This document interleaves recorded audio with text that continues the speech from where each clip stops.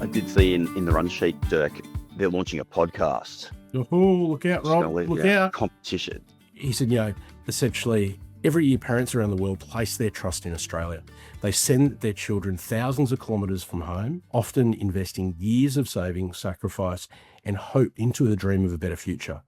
They say goodbye at airports, hold back tears, and watch as the people they love the most disappear through the departure gates and into the unknown. I was having a coffee with a local parent in my area who was asking for some advice about which uni to send their child might be best suited to. And at some point she said to me, that uni over there, they've got a lot of international students.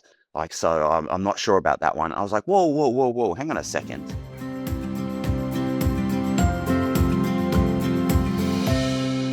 G'day and welcome to Global Horizons. I'm Rob Malicki, coming to you today from the road on Turrbal and Yuggera land in Brisbane. And g'day, I'm Dirk Mulder, founder and the CEO of the Koala News.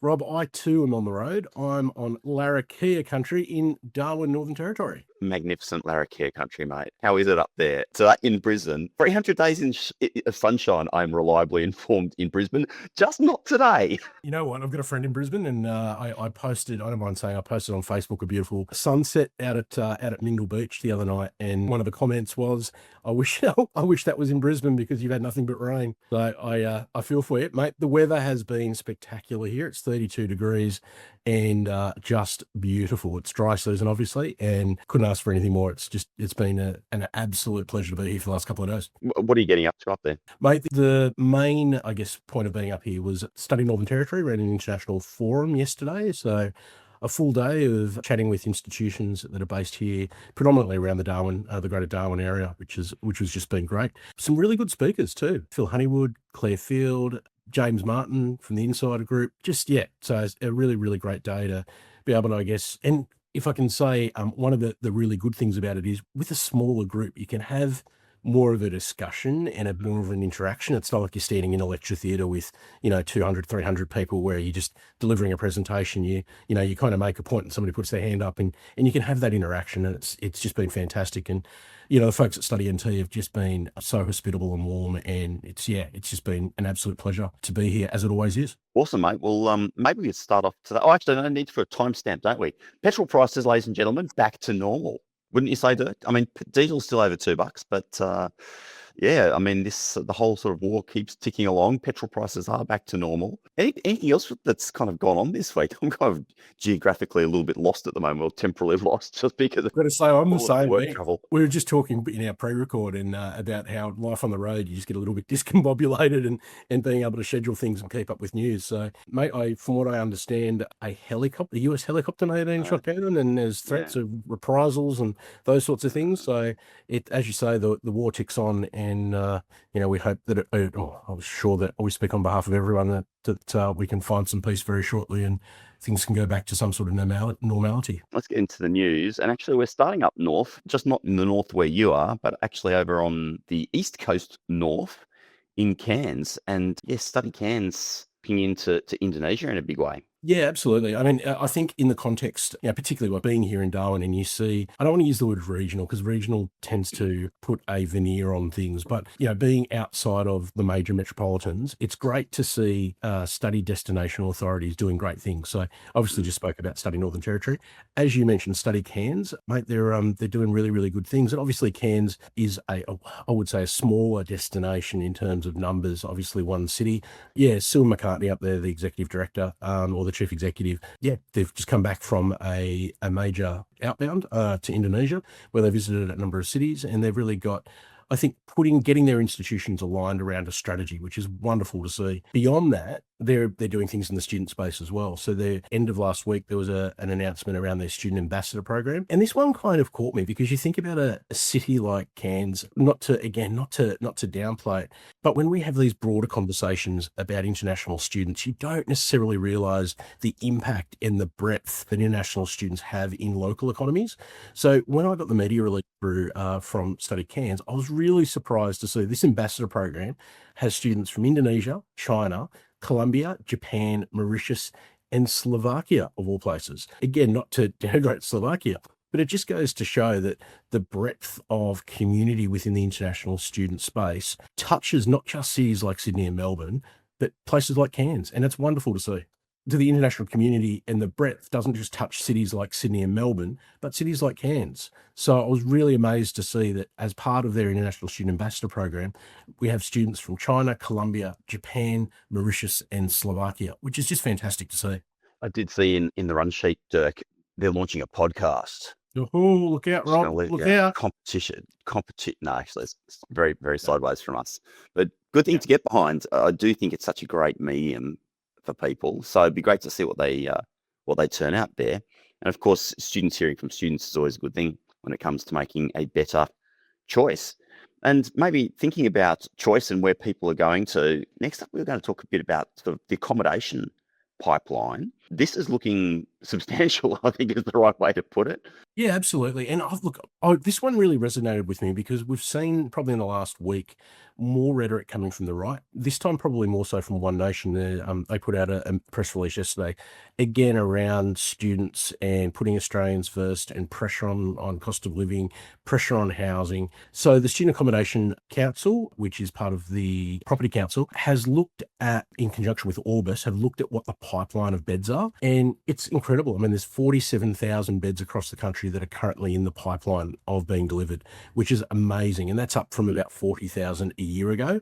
So we're actually seeing increased investment, increased turnout in bed allocation for PBSAs for international students. So again, when we talk about that housing crunch, or that kind of that right-wing rhetoric, again, these figures just don't necessarily support what that narrative is shaping. So it's great to see. Interestingly enough, Perth's leading the charge. So, and when I say leading the charge, I think they've got about 4,500 beds under construction, which is amazing in Perth. And if you think about the Edith Cowan campus in the centre of Perth now, that's really been a catalyst for driving a lot of this investment and driving that inner city precinct around international education. So wonderful to see, and it's really, really interesting to see how that's going to roll out, over the next 12 to 24 months. Because if it's up from 40 to 47 this year, one would hope that will continue into next year, and then we'll start looking at a situation where housing becomes a very, very neutral issue, or it should. Yeah, I mean, definitely with the policy settings around visas being configured, that if you can, you got more on-campus accommodation, purpose-built housing for students, then those students don't hit your cap. That certainly helps, doesn't it? It's definitely a big incentive. Interestingly enough, mate, I think that's where you see how policy is actually driving more construction. Once you've got the policy settings configured in a certain way, they're probably building more student accommodation than houses in the regular community, to be honest. So Yeah, quite um, possibly. I yeah, mean, yeah. it's fascinating to look at this space at a large picture. I saw a news story the other day where someone was talking about, if you look at new builds coming into market and you look at the migration rate, and there's a multiplier, right? I want to say it's like 2.3 or something along those, heads of migrants into new accommodation. We're actually, compared to a couple of years ago, we're actually now ahead of the game. And someone was actually arguing that we're actually, if you use that multiplier and that formula, we now, with migration levels the way they are, we're actually now increasing our housing supply and not decreasing it in the build rate. So I think this whole housing space is one to watch. Claire O'Neill, the housing minister, is obviously on the front foot at the moment, and let's hope that we can clear that up and take international education away from that housing debate. Exactly. It'd be nice to hear one of the ministers out there talking this good story, wouldn't it? Hey, it would be, and it's really interesting in the couple of presentations that I've done. I've spoken a little bit about the why, and why are we in this, and we talk about the narrative of housing stress. We talk about the narrative of shonks and crooks and integrity and all of those kind of things. And it's funny when I talk about housing and how I think it's a bit of a furphy. Almost every forum that I've been in, you just see the nods. They're like, yep. Yep. So it's going to be fascinating to see over the next 6 to 12 months, to see how the government plays the narrative, and whether integrity, we've seen it move from housing to shonks to social license. And now we're probably seeing that integrity around the Nixon review being driven as the rationale for more changes. But yeah, mate, as we keep knocking these things off, it'll be interesting to see where the government goes on the narrative. And so moving on, we're hitting the start, I guess you call it the start of awards season, aren't we? Because It feels that way, doesn't it? Yeah, all the awards, of course, are awarded at the end of the year. But in order to get there, you need to actually have the nominations open at some point. And we've got a couple open right now. Take us through them. Yeah, so I mean, the first one is probably if I can say, the nation's biggest for our sector, which is the International Education Association of Australia Excellence Awards. Yeah, I mean, probably, what are we in? We're in our third year cycle of doing the podcast. And so we've done this a couple of times before. And, it's just such a wonderful time of year to be able to celebrate colleagues, celebrate their good work, and to be able to put people who are doing their good work onto a bit of a platform and, give them a clap and celebrate that. This year, obviously, they're presented at AIEC. The applications are open. Nominations close on the 12th of July. So we've got roughly a month left to run on that. Categories very similar to previous. So we have best practice, distinguished contribution, innovation, leadership, professional commentary, outstanding postgraduate thesis, and the Tony Adams Rising Star Award. Again, they'll be presented at the AIC, which is from the 27th to the 30th of October. And as we always do, let's have a plug on AIC. Early registrations are now open, so get in and get your registration done. And we look forward to seeing you in Sydney in October. It's going to be massive, like literally the biggest AIEC in forever, I reckon. Yeah, I'm calling it now. I'm calling it. Mate, Like, I think it's you're a brave man. You're a brave man. I just, I think about the geopolitics and what's going on in the world. And, I think all things being equal, you're right. It will be the biggest 40th anniversary. It should be. Sydney. But, mate, I do cringe to think about what might happen around the globe between now and then. Yeah. Well, hopefully things might settle around the globe and things go. Well, fingers crossed. Who knows? Who knows? Let's not go down that path. So, anyway, registrations are open for AIEC, so you can already jump in there and secure your place. Never a bad thing. But then we've also got some of the awards open down in Victoria too. The International Ed Awards have opened up. Yeah, that's right. So the Victorian National Ed Awards for 2026, they're open at the moment. They close a little bit earlier, so Friday the 26th of June is when nominations due by, and you can get all the information you need from the Study Melbourne website. Again, for those in Victoria, a wonderful opportunity to be able to celebrate best practice, great work within the state of Victoria. The awards recognise, obviously, international students and graduate across categories, including higher ed, research, vet, English language, regional education, entrepreneurship, and alumni leadership. So again, if you're in Victoria and you are in any of those categories, please jump onto the Study Melbourne website, have a look at that, and look at nominating someone for that. Winners in each of the student categories will receive $3,000 to support their studies and professional development, while the Premiers Award, the International Student of the Year, will receive an additional $5,000. So what a great incentive for nominating students. Yeah, and great to acknowledge the impact that international students have on our communities. We need more of that. This is the kind of exactly the good news stories that we need more of out there in the mainstream media. So, really great to see Study Melbourne continuing with that initiative over the years. More stories, Dirk. It's all about more stories. Rob tells the newsman, it's about more stories, Dirk. You know what? It's fascinating. I mean, yesterday at the Northern Territory, I mentioned James Martin spoke, and James gave I think all of our speaking spots were about 45 minutes, with a time for some questions. And James gave a really awesome presentation around constructing student stories, authenticity, the era of AI and being able to pitch that stuff. So, you're absolutely right, Rob. These are the stories we need, and the authenticity of them will come through. And James went further about, how things like video and how video is shot, and the stories of the students. So one example that he gave was literally around a fast for a Muslim student, and it took them through like literally a day of a fast, and where they bought halal beef from, where they did this, how they broke their fast, why they were nervous about being away from home for the first time during Ramadan, etc., etc., etc. And they're just powerful stories. I mean, that's obviously not around excellence or around student achievement, but in the same context, if you're a student offshore, it's about, and James made this point, I think he said, if there's one thing you've got to, you want to take out of this session, it's about the students seeing themselves in that spot, being comfortable and understanding that this could be me, and feeling that warmth around that. That's true for any story, but certainly within our sector where, you're moving cross-border, you're moving cross cultures, potentially for the first time in your life because you're at that age bracket. Yeah, these stories are everything. So it's, yeah, really, really important. I do agree with that. I do think often I see a lot of marketing materials for a lot of stuff, and quite often it feels like the message we want to send rather than the message that the end user needs to hear. So it's such an easy trap to fall into. Obviously, like the more experience you have, the more you're tuned in to really just trying to shelve your own opinion and just think about that end user who's going to be, receiving that story, that information, that marketing message. But it still creeps back in. It's relentless. I want to put my 100%. rankings up there. Like, oh, I want to put my rankings up there. I want to put my stars on it.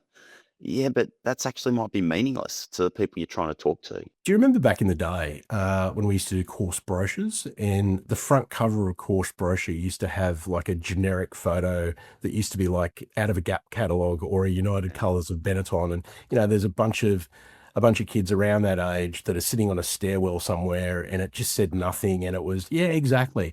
And I remember being in the sector around that time and pushing so hard to have a context photo, having one of our students sitting in one of our campuses that Yeah, actually brought that photo to life for that yeah, exact reason, right? To show students this is what the campus is like. This is a real student who's actually studying, and they've got a smile on their face because they're yeah, happy. And so we think about that, just the movement from that generic photo that you might buy to actually doing a photo shoot with a student or a couple of students, to where we are now, and the detail that sits around that, and not just the detail from a production point of view, because obviously there's more work that goes into the production, but like you said, it's not about us anymore. It's about yeah. the student, and it's about getting, how do we craft messages that students will absorb better? And with Mm. more competition than ever around communications, it's such an important point. And again, one that James drove home really well yesterday. Very nice. Very nice. Hmm. Maybe just to wrap us up, this is a really interesting sort of, I guess you call it an opinion piece. Absolutely. Yeah, yeah. Take us through. So I'm just going to read the headline and then just let you riff. International students have been choosing Australia for decades. Perhaps it's time we chose them. Maybe a little pushback on the heading once you get into it. But take us through what this opinion piece is about. I think the overall context is very thought provoking. Yeah, so I mean, if I can be really honest, I'll go back to last year when, Matt, this isn't about me, but when I was nominated for a New South Wales National Education Award, I met a guy called Adrian DeLuca who heads up an organisation called We Are Australia, and he was in my category, mate. I was blown away by the work that he's done, and I actually, if I can be honest, I feel bad that he didn't win the award, because the work that these guys do is phenomenal. And it's about Mm. supporting international students, particularly those that have been affected by crime. And Adrian just came across as a bloke who, we've been in the sector, 25 years. You meet lots and lots of people.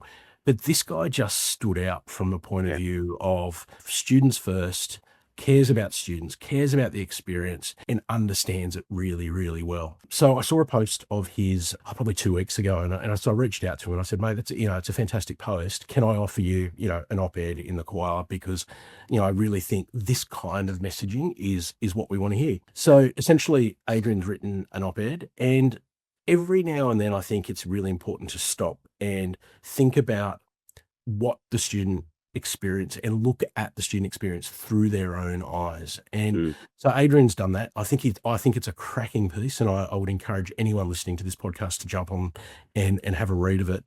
I'll read a couple of paragraphs, right? He said, essentially, every year parents around the world place their trust in Australia.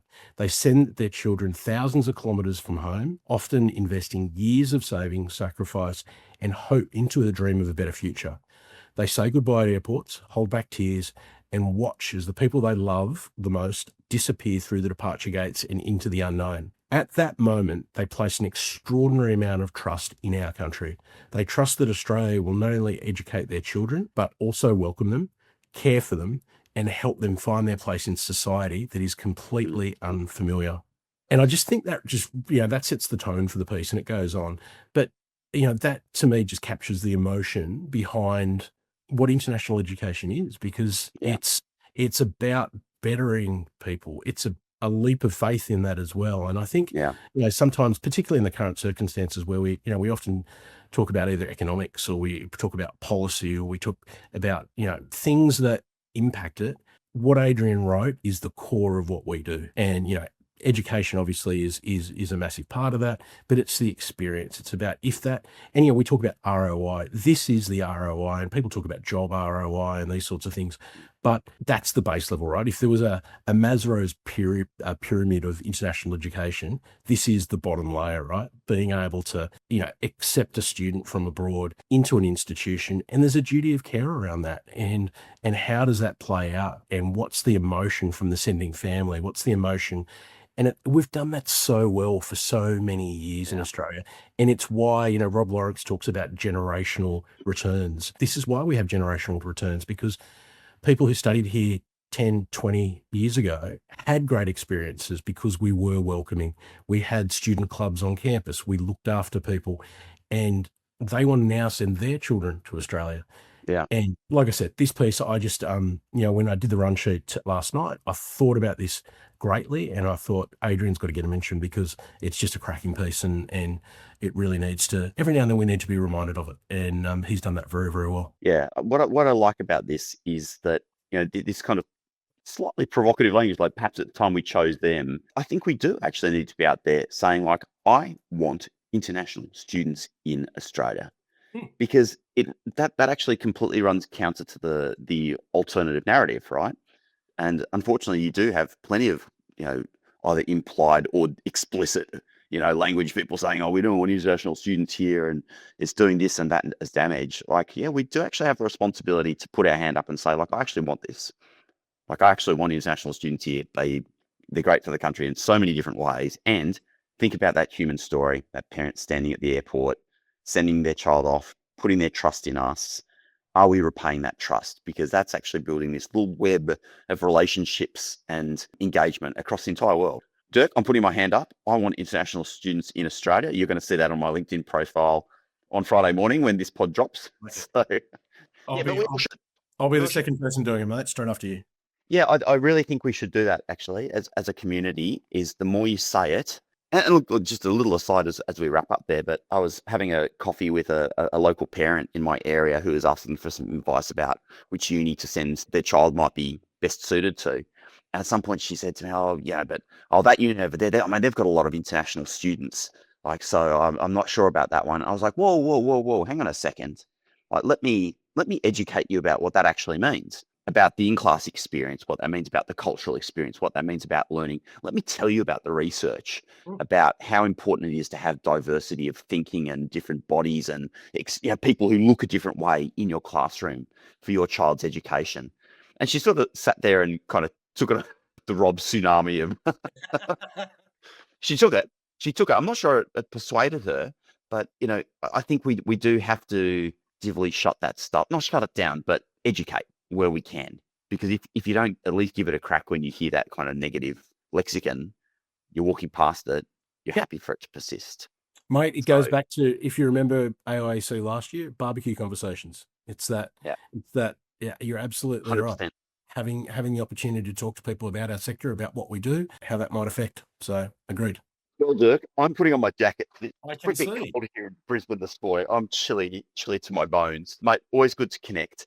And ladies and gentlemen, so for all of your international education news, of course, thekoalanews.com is your source of truth. Make sure you're following along on LinkedIn for all of the updates as they come through live. And we'll be back in a couple of weeks.